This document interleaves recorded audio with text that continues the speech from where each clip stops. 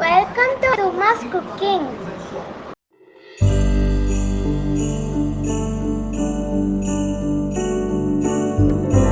நைட்டுக்கு வேர்க்கடலை சட்னி அரைக்க பாருங்கள். இந்த 4 ஸ்பூன் வேர்க்கடலை எடுத்து வச்சுருக்கேன். ஒரு 4 சின்ன வெங்காயம், ஒரு 4 நீட்டு மிளகாய், 1 இன்ச்சு புளி ஊற வச்சுருக்காங்க.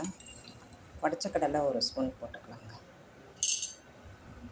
போட்டு அரைச்சிட்டு பார்க்கலாங்க. இட்லி ஆயிடுச்சுங்க. நைட் டின்னரு வேர்க்கடலை சட்னிங்க தாளித்து வச்சுருக்கேன். இந்த மாதிரி சட்னி வேர்க்கடலை சட்னி அரைச்சி பாருங்கள்.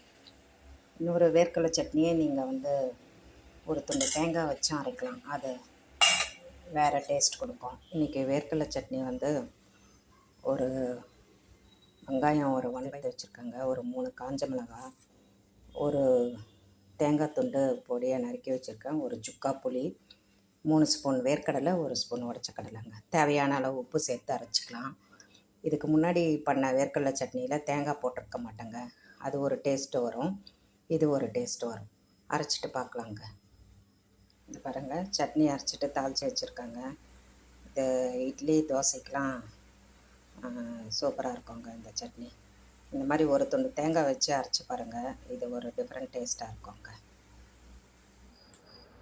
இன்றைக்கி 3வது வகை வேர்க்கடலை சட்னிங்க. இதுக்கு எப்பயும் போல் இந்த 3 ஸ்பூன் வேர்க்கடலை, 1 ஸ்பூன் உடச்ச கடலை, இந்த ஸ்பூனில் தான் எடுக்கிறேன். ஒரு துண்டு தேங்காய், 2 பச்சை மிளகாய், ஒரு 5 சின்ன வெங்காயம், ஒரு சுக்கா புளிங்க. சின்ன வெங்காயம் இல்லைன்னா நீங்கள் மீடியம் சைஸ் வெங்காயத்தில் ஒரு 1/4 பாகம் எடுத்துக்கோங்க.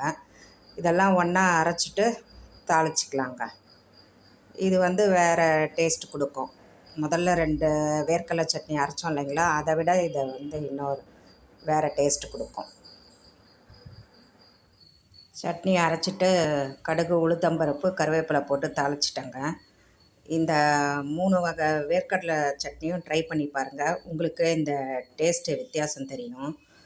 இந்த சட்னி இட்லி, தோசை, களி, பொங்கல், இந்த டிஃபன் ஐட்டத்துக்கெலாம் தொட்டுட்டா நல்லாயிருக்குங்க. நீங்களும் இதே மாதிரியே ட்ரை பண்ணி பாருங்கள். பிடிச்சிருந்தால் லைக் பண்ணுங்கள், ஷேர் பண்ணுங்கள், சப்ஸ்கிரைப் பண்ணுங்கள். தேங்க்யூங்க.